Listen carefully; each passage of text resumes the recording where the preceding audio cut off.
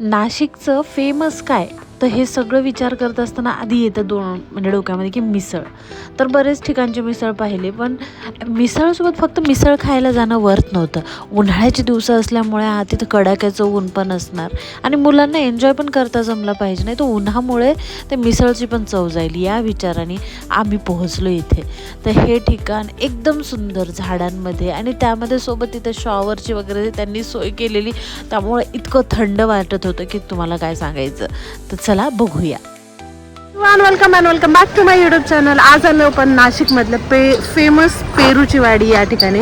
तर तुम्हाला इथला ॲम्बियन्स दाखवते.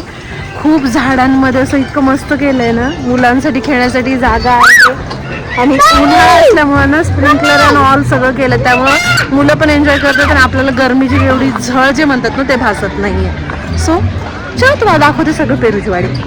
मुलांचा प्ले एरिया आहे इथे, तिथून एंट्री आहे, पार्किंग पण भरपूर आहे. आता मी वीकडेजला आली आहे त्यामुळे जितकी गर्दी दिसत नाही आहे. बघा इकडे पाणी आहे पॅरोचे.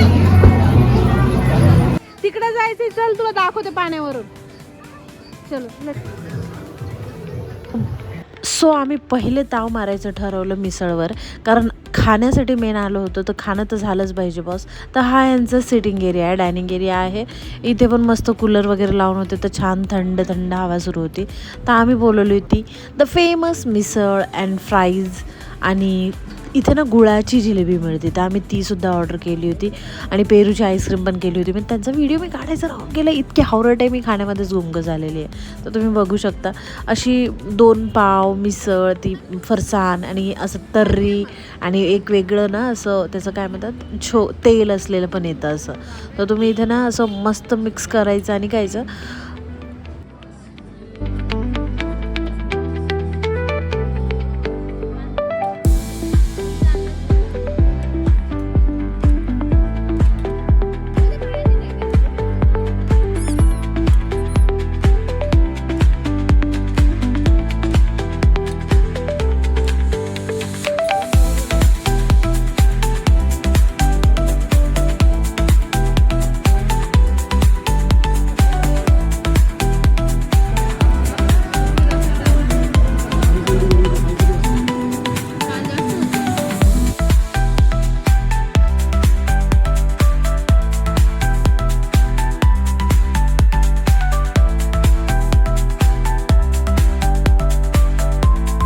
मस्त मिसळ आणि जिलेबी याच्यावर ताव मारून आम्ही निघालो प्ले एरियामध्ये, जिथे की बऱ्याचशा ॲम्युनिटीज आहेत. तुम्ही मस्त खेळू शकता तिथे.